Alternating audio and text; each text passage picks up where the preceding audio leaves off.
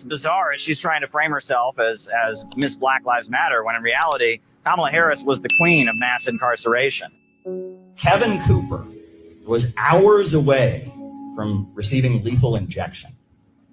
Hours away from it. His lawyers asked that DNA evidence be acquired in order to make sure he was actually guilty of the crime.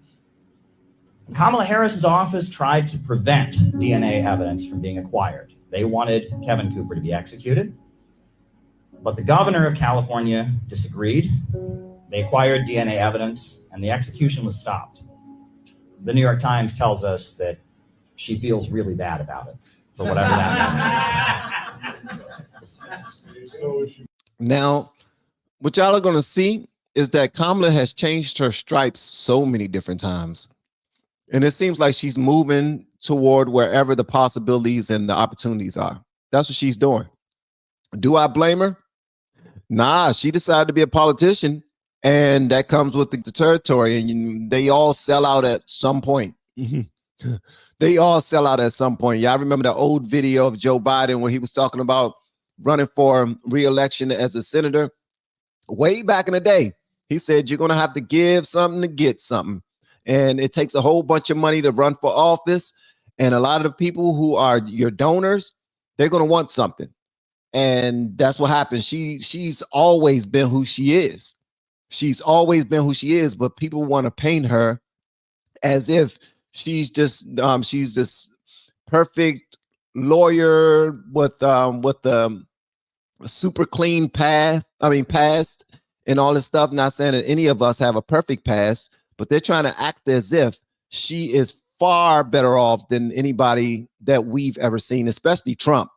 Because they're trying to, every single time they talk about Trump, they say, what about Carter 5? I mean, with the Carter 5 boys, where Trump wanted them to be executed and that was only because of the news that was reporting everything that they said he did at the time. And Trump was responding accordingly. This is Kamala Harris as a prosecutor.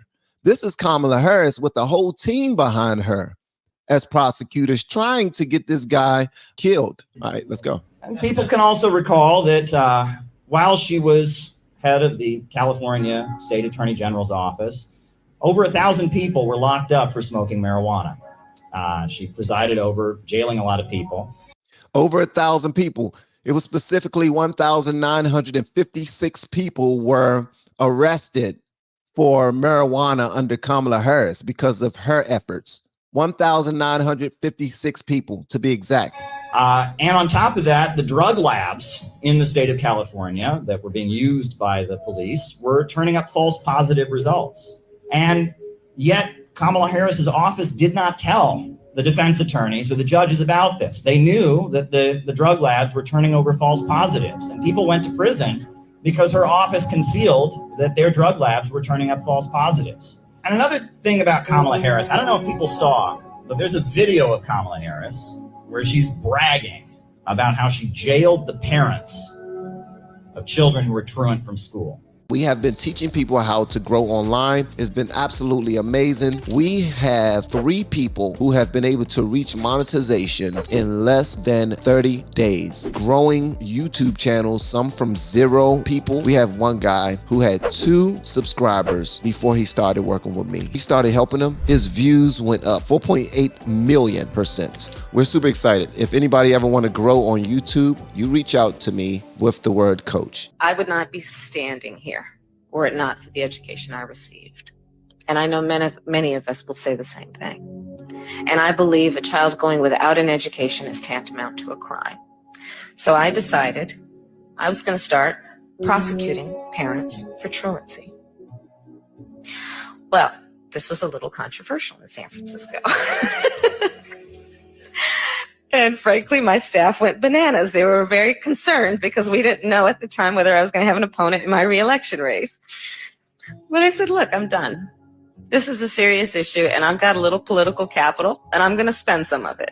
Have you seen the clip? And she gets up there, and it's the same kind of thing. She's giggling. Yes, I had the idea that we could lock up parents who are truant from school. You know, I wouldn't be anywhere in my life if it weren't for my education. And so not giving a child their education is a crime. And so I jailed parents, and she's giggling about it. It's just so great. And, you know, I see so much in U.S. media. They like to trivialize incarceration. There's so many shows on Netflix and all of that where it ends towards the end where someone goes to jail, but it's part of the happy ending. It's okay. And they don't seem to realize what that means. You know, when one member of a family, when a father or a mother goes to prison, or a brother or a sister, it hurts the entire family. And when Kamala Harris is up there giggling about, oh, you know, I locked up these parents because their kids weren't in school. You know, kids need to be in school.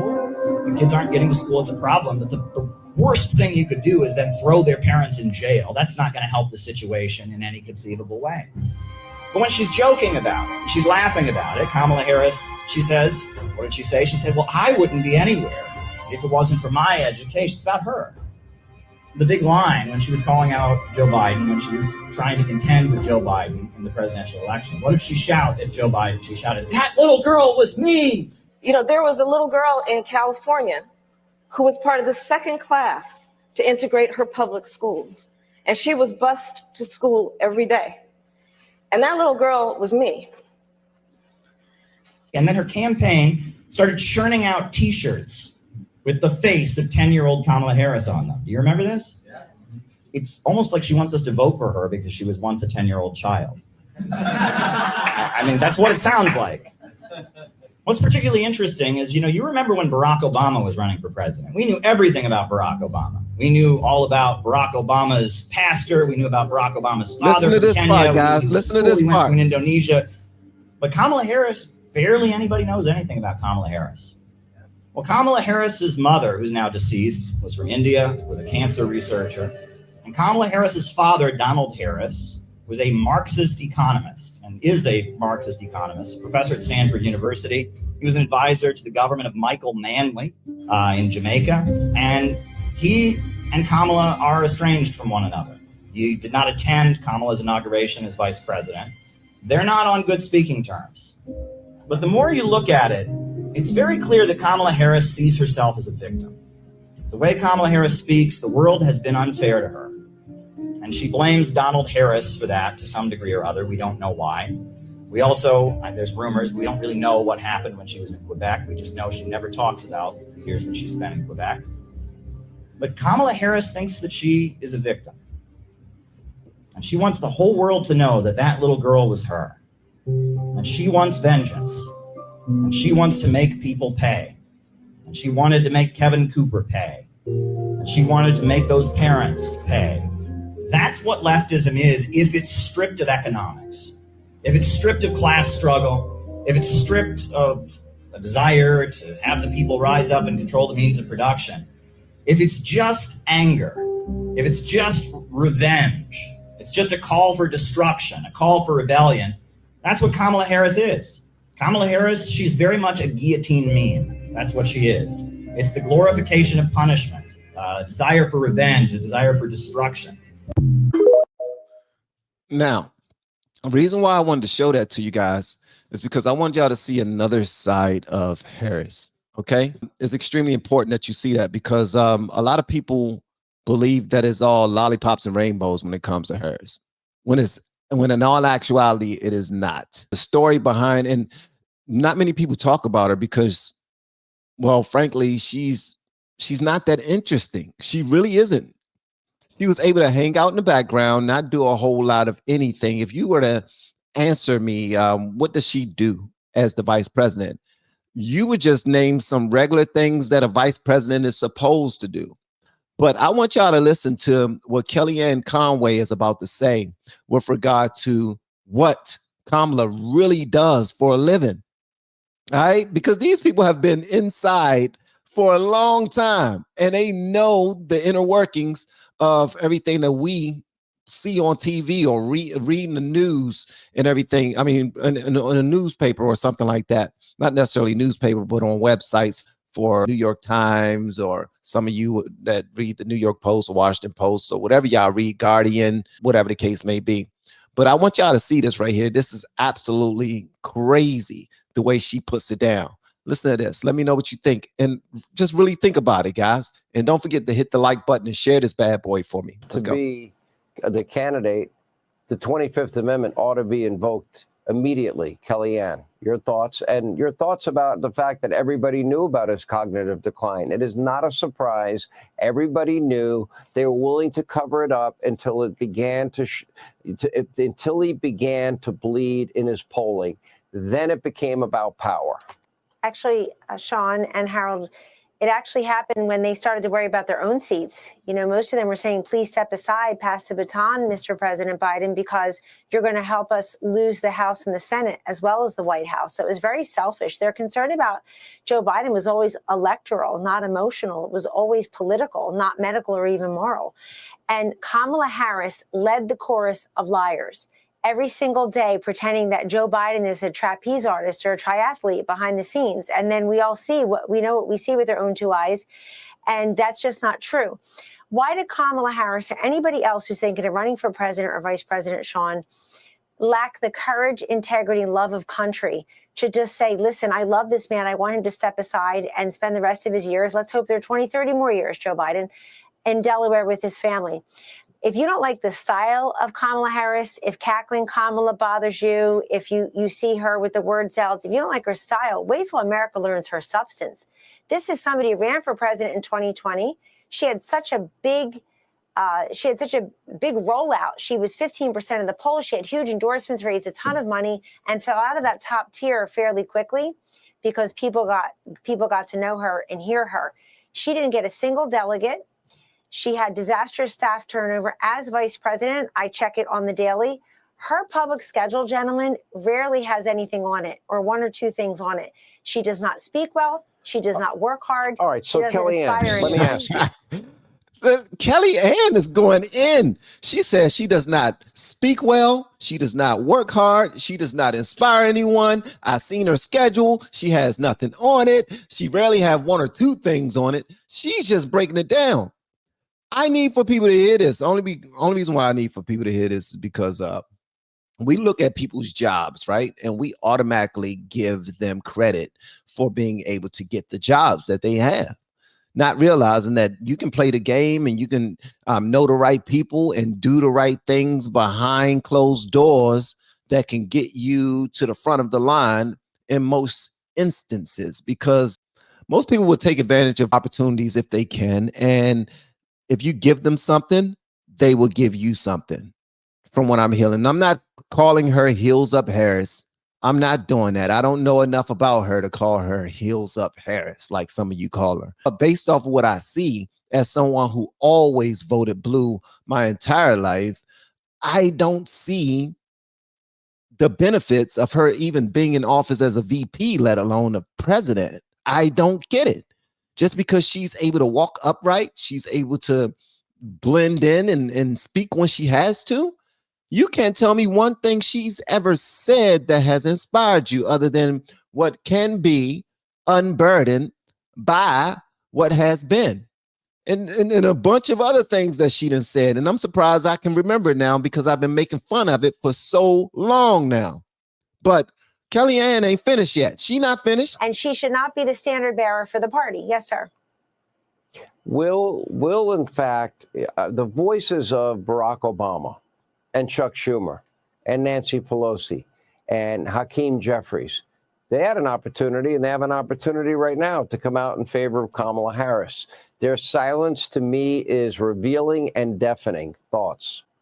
Yes, they want an open primary. I think they want more of an open conversation. They know that Kamala Harris should be prepared to be president, but she's not, because she's turned the vice presidency into a no-show job. One other thing, I think Joe and Jill Biden did something clever. He left. Their poll numbers are going to go up either immediately or ultimately for doing that, because their poll numbers were both suffering. And Kamala's will probably go down at some point. She'll have some kind of bump. Let's make history. Meanwhile, people want to make money, not make history. They're tired of that stuff. But here's what I think was clever and Machiavellian on their part. Endorse Kamala and have her lose to Joe Biden, lose to Donald Trump so that she's never president. Kamala Harris has never shown us any evidence that she can whip together a campaign at the presidential level in 109 days, even if she takes Joe Biden's entire staff, because it's just too much to answer for. And let me just say, Barack Obama, Hakeem Jeffries, Nancy Pelosi, Chuck Schumer, they all know something else. They think that they're going to lose the House and Senate. I think Chuck Schumer is going to tell his Hollywood friends, go give $500 million so Donald Trump will have checks and balances. He can't have one company, one party rule in Washington.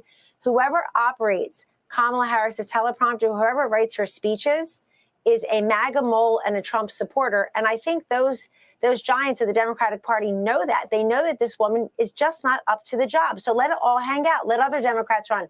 Question remains, gentlemen, which other Democrats want to be the sacrificial lamb this year? If you think that you're walking into a buzzsaw, Trump is the prohibitive favorite right now in the markets after that convention, after he survived everything from impeachment to indictment to insult to investigation, an assassin's bullet, remove him from the ballot, remove him from his company, remove him from social media apps. They tried everything they could.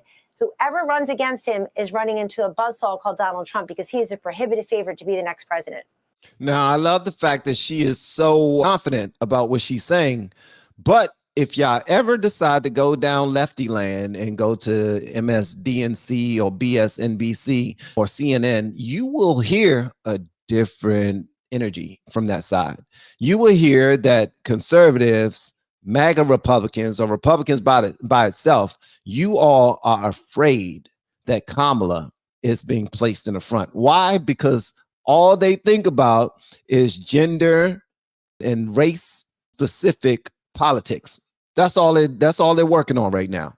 They're working on getting people to vote for her so that they can be on the right side of history, so that they can elect the first Black woman to become president, the first woman of color to become president. All of these firsts mean a lot to so many people.